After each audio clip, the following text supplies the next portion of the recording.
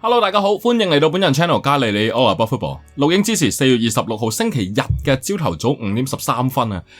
一段時間冇出片，今日又出翻條片，當然就係講我嘅愛隊修咸頓啦。因為剛啱喺足總杯嘅4強，喺一度領先1球嘅情況之下，俾曼城反勝2-1淘汰出局啊！呢場波咧表面上就好似好緊湊、好接近，咁啊事實上亦都睇到修咸頓咧同埋英超球隊嘅距離啦。咁啊，所以咧，千祈都唔好咁快寄予咁多個厚望住啊！嗱，先講講個比賽嘅過程先啦。第一個入球咧要去到79分鐘先出現嘅。當時咧，修咸頓一次反擊裏邊啊，松木久生喺禁區頂橫傳俾艾薩斯，結果呢個愛爾蘭嘅進攻中場轉身驅射死角啊，收死咗查福特，為修咸頓領先1-0。不過開心都只係4分鐘啫，就俾曼城嘅道古喺一次圍揼嘅情況之下咧，禁區頂起腳省眾人改變方向啊！結果咧就幫曼城啊係追翻成1-1，跟住仲要喺5分鐘之後87分鐘啊，尼高干沙利斯啊，咁啊呢個係防守中場咧，喺一個大概25-6碼唔算係好有威脅嘅位置起腳，哇一個炮彈遠射，咁啊結果射爆近處收死咗阿皮列斯啦。咁啊，先講一講咧，就係修咸頓呢場波咧，其實本身嗰個喺賽前嘅部署咧，其實咧頭嘅15分鐘算係打得出嘅。咁啊，因為咧能夠夠膽可以咧同呢個曼城啊鬥逼鬥拍啊，更加咧就第一次擺個波入網咧係修咸頓先嘛。C C 安塞上半場嘅早段曾經啊喺一次嘅係單刀嘅機會裏邊放過個波入網，不過咁啊最終咧睇翻係越位在先嘅。咁啊，當時咧曼城嘅中堅咧艾基好醒啊，跳出去咁咧就啱啱好裝到半個身位嘅越位，咁啊令到咧史斯安沙喺之前啊兩度對英超嘅球隊，包括咧喺呢個係第5圈對富咸同埋第6圈對阿仙奴嘅時候，其實都各有一次單刀，兩次都搞唔掂，諗住今次去到4強啦，對住曼城呢次單刀搞得掂啦，非常之冷靜，咁啊結果最終就越咗位嘅。咁啊，所以咧就起碼都叫做修咸頓初步打得出個部署，但其實咧去到上半場中段嘅時間咧，已經見到修咸頓咧係俾呢個曼城逼翻轉頭噶啦。嗱，講呢一樣嘢咧，就要講修咸頓其實喺如果咧開波嘅頭15分鐘用個波咁有信心，係可以能夠尤其是艾薩斯喺中場裏邊可以放到啲直線去前面嘅，咁已經係曼城嘅球員已經 sense 到，咦對手雖然係英冠球隊，但係佢哋中場用波好有信心，好積極向前，同埋好爽啊！咁所以曼城咧即刻加大個壓力，唔俾修咸頓啲球員係轉身，同埋壓前啲，直頭咧連佢哋策動嘅位置，可能只係禁區頂，都逼修咸頓大腳解圍嗱。所以咧就修咸頓有陣時喺啲用波嘅時候，後場好似好有信心可以猜住嚟踢咁樣，即使喺今場後場嘅猜傳冇犯錯，但係點樣破對手嘅逼搶線呢？護到個波3-4腳，但係到最後都係要大腳掘上去。咁呢一個咧就見到啊，當面對一啲真係逼搶好高速、好快同埋好整體嘅球隊嘅時候咧，修咸頓破對方嘅逼搶線仍然都係有啲力有不逮嘅。縱使球隊有之前喺呢場波之前20場不敗嘅信心同埋狀態，都一樣面對英超頂級球隊喺呢方面已經係做得唔好啦。咁當然情有可原啦，咁始終都係修咸頓都係一支英冠嘅球隊嘛。咁好啦，咁除咗咧喺嗰個破逼搶線嗰樣嘢嗰度咧，好快已經俾曼城適應到，係壓上嚟，然之後修咸頓難以去 deal with 呢個逼搶線之外咧，另外咧就喺呢場波裏面頭先提過嘅史斯安沙，雖然佢係曾經試過單刀擺個波入網，但係除此以外咧，其實當個波落喺佢嗰度咧，亦都唔算係真係十分之有把握嘅。當然啦，佢出現嘅位置比較多都係喺後半場嗰度幫手猜個波出嚟係可以嘅。但係史斯安沙因為佢最有威脅嘅，都係要喺翻真係過半場挑戰對方嘅右閘嘅時間先至會有咁嘅空間或者有咁嘅機會俾佢發揮嘅。所以喺後半場嘅時候，史斯安沙幫手組織嘅時候，但係因為曼城都係逼得太快，唔俾史斯安沙轉身，亦都係另外一樣嘢。曼城喺比賽中途裏邊係能夠適當嘅時間調整，但係修咸頓呢，即係好明顯英冠嘅球隊，始終個套路嘅板斧都唔係太多，咁結果咧就變成咧喺上半場中段打後一路以嚟咧，修咸頓都係受壓嘅一方嚟嘅。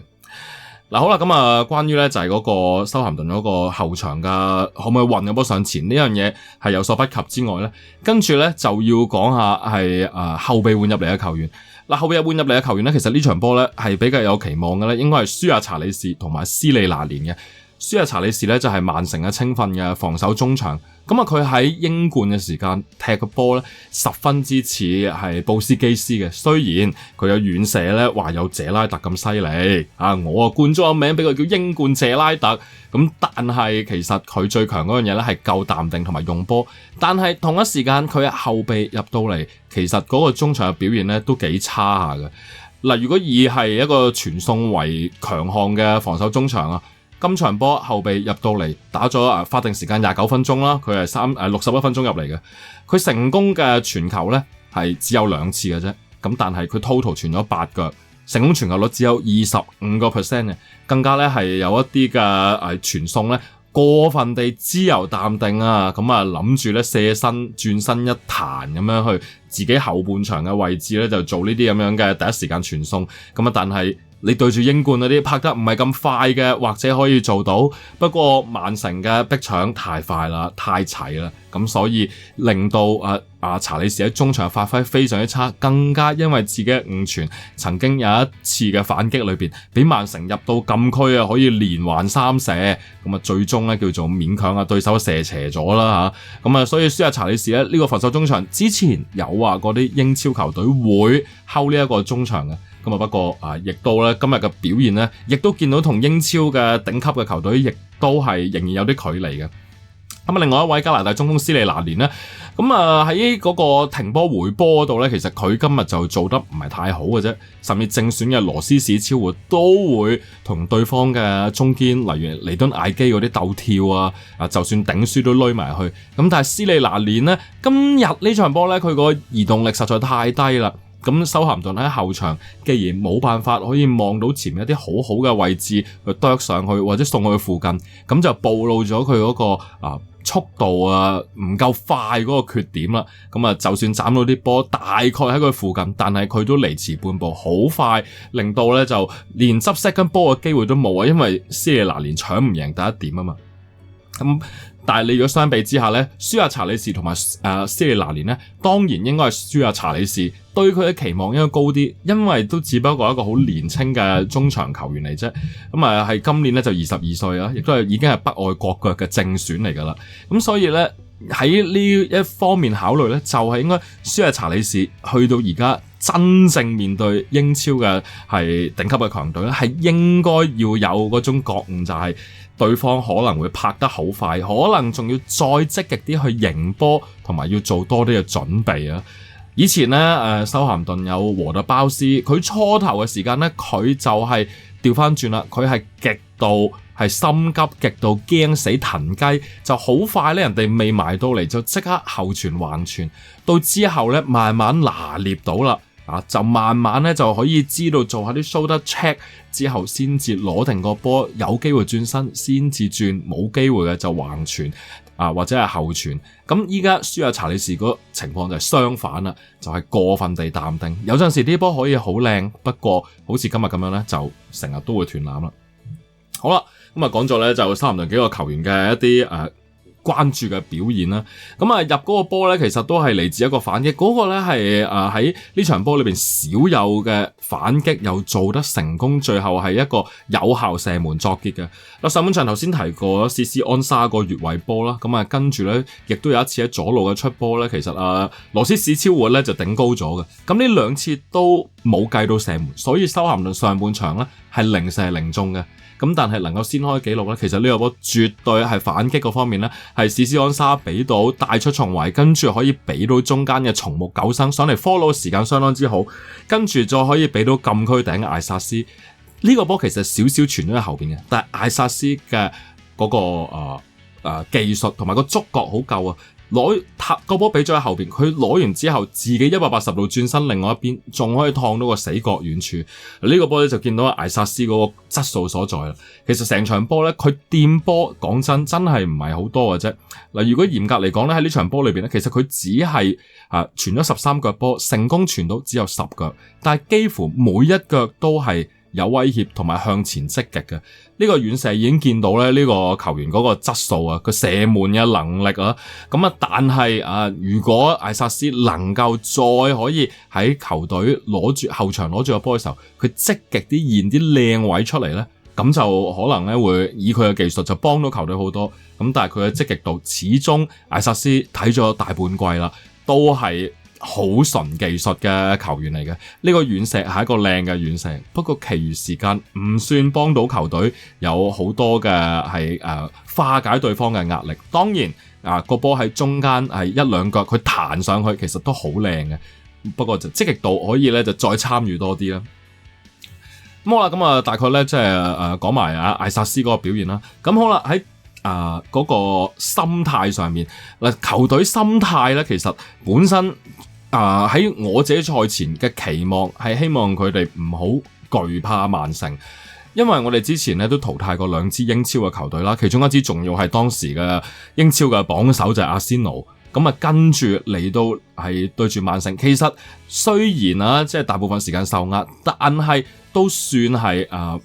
如果你喺阻止曼城嘅進攻嗰方面咧，大部分時間都係成功嘅。咁因為咧，起碼上半場曼城都出咗一個好副選嘅陣容啦，狀態明顯唔 fit 嘅馬木殊啦，咁呢啲或者科頓啦，咁都係對球隊影響力好細。但係因為曼城真係充滿住一啲冠軍級嘅球員，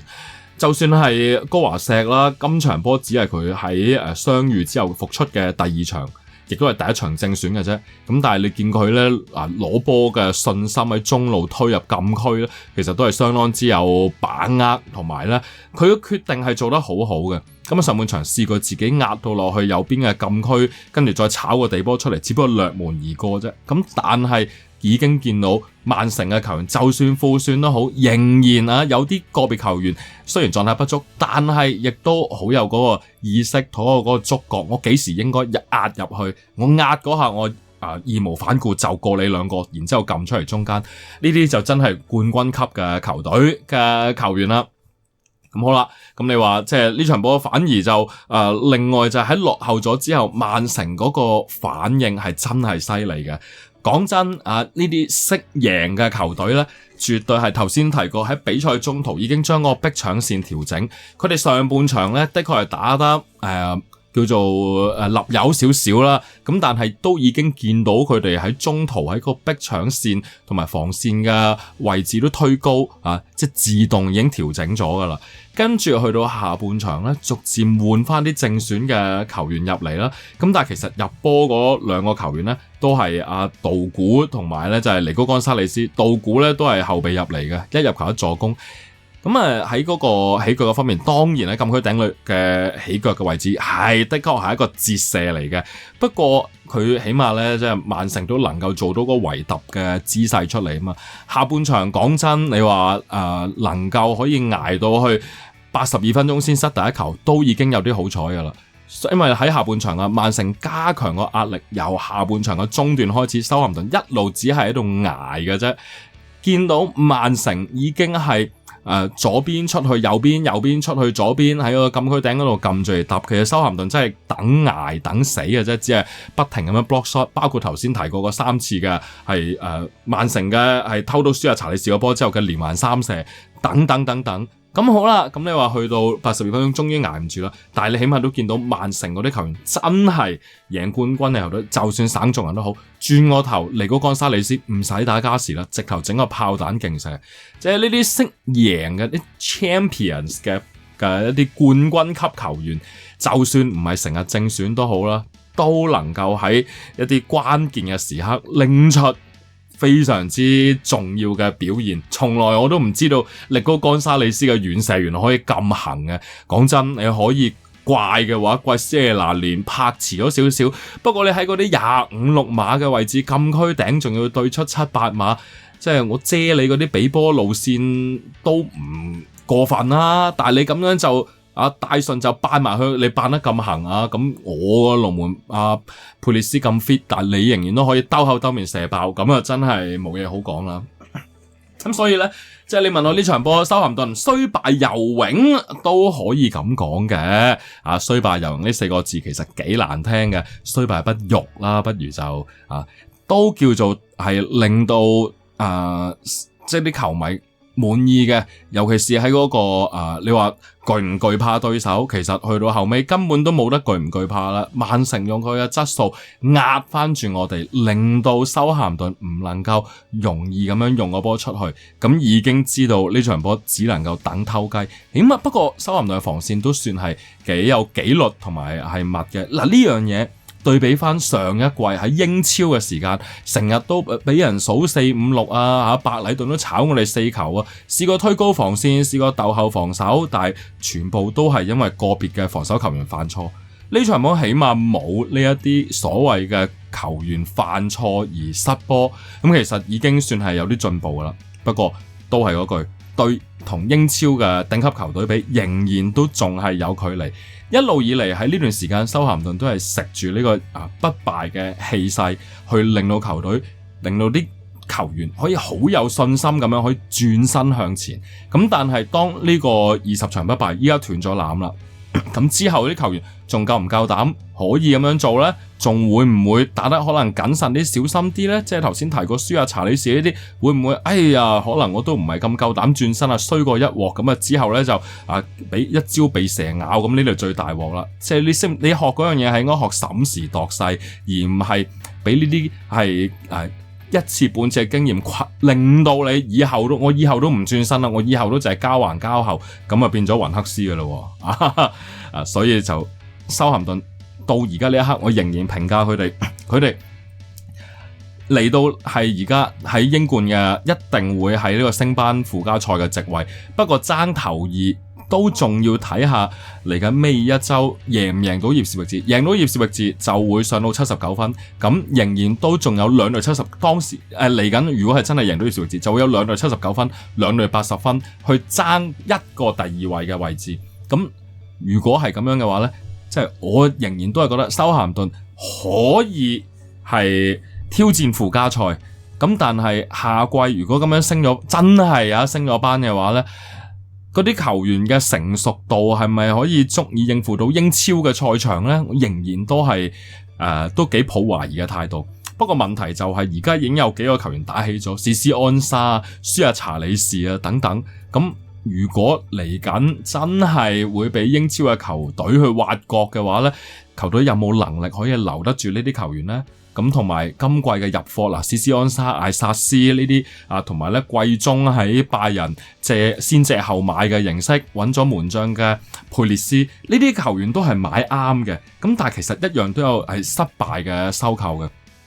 達米安唐斯呢啲即係一個美國嘅前鋒啦咁另外咧亦都有呢個羅斯里夫啦，喺賓福特收購翻嚟嘅前丹麥國腳嘅右閘，咁依家都傷咗半季，到而家都出唔翻噶啦。咁亦都有啲失敗嘅收購嘅。咁下季喺個暑假會唔會都可以真係買得翻啱嗰啲人呢？嗱，而家就叫做今個冬季轉會窗揾得翻啱嘅人，令到大家覺得個轉會窗都買啱人嘅，但係下季可唔可以保證呢？好難講，真係唔知嘅。咁所以呢，就今場波輸俾曼城，的確見到修咸頓仍然都有啲不足。咁所以如果你問我係咪一定要升班嘅話，而家升翻上去，下季都係一個好大嘅挑戰嚟嘅，都係食住嗰個不敗嘅氣勢，所以而家打得咁好嘅啫。但係到真正面對快速嘅英超嘅嗰啲逼搶嘅時候，修咸頓仍然都係力有不逮嘅。咁所以呢，就嚟緊點都會支持佢哋嘅。但係你話如果升唔到班嘅話呢，我唔會太失望嘅。咁啊寄望一啲年青球員，包括好似頭先提過舒亞查理士啦、尼敦活特啦呢個中堅啦，咁啊今場波咧都有係好穩健嘅表現嘅。其實即係簡單啲講，有波一腳清啊等等嘅啫。要求呢啲球員做波麻麻地。隊長嘅夏活特比利斯啦，另外後備亦都有上陣嘅係艾杜斯。咁啊嚟緊呢，希望佢哋可以有多啲機會。再松木久生啦，松木久生喺入嗰個波嘅時候都有橫傳都叫咗一個助攻嘅，俾啲其實佢近去到下半季艾卡特上任咗之後，佢有好多機會都可以正選落場嘅。佢嘅比波同埋入波其實個觸覺係喺度嘅，係嗰個短途爆發力爭少少嘅啫。咁嚟緊學識點樣喺一啲英國呢啲咁體力化嘅係賽場上邊，能夠可以善用自己靈活嘅身軀，唔好立亂深入敵陣，出現喺啲適當嘅位置，佢可以多一季嘅磨練。咁即係其實有好幾個球員都可以喺英冠度磨練多一季，先至再上嚟，或者可能對球隊嘅成長啊，同埋咧嗰個根基會打得更加好嘅。咁所以就係咁樣啦。OK， 好啦，咁啊講少少關於修咸頓輸咗俾曼城被淘汰嘅呢一場嘅賽後嘅感想。咁啊喺呢個過程裏邊，亦都叫做淘汰過富咸，亦都淘汰過阿仙奴，其實都已經好神奇噶啦呢個旅途。咁啊希望咧，亦都喺最後就係為球員啊無論喺係暑假會留低定係離隊都好，咁都有一個係信心喺度，曾經都淘汰過英超前列球隊，亦都曾經同英超嘅一啲班霸級球隊都打得非常之接近，呢個都係一個信心嘅來源嚟嘅啊！咁希望以後咧呢一場波嘅回憶伴住佢哋，陪伴住佢哋成長之餘，亦都成為佢哋嘅推動力啦。咁啊對球迷嚟講，頭先我都講咗噶啦啊，唔升班唔會太失望，升到班固然係即係開心啦，就係咁樣啦。好啦 ，OK， 好，咁啊，今日咧就講住21分鐘時間先啦。咁啊，節目時間嚟到呢度差唔多，最後呼籲大家記得俾翻 like 同埋訂閱本人加里奧拿巴 Football Channel 啦。今條片嚟到呢度差唔多，我哋下條片再同大家見面，拜。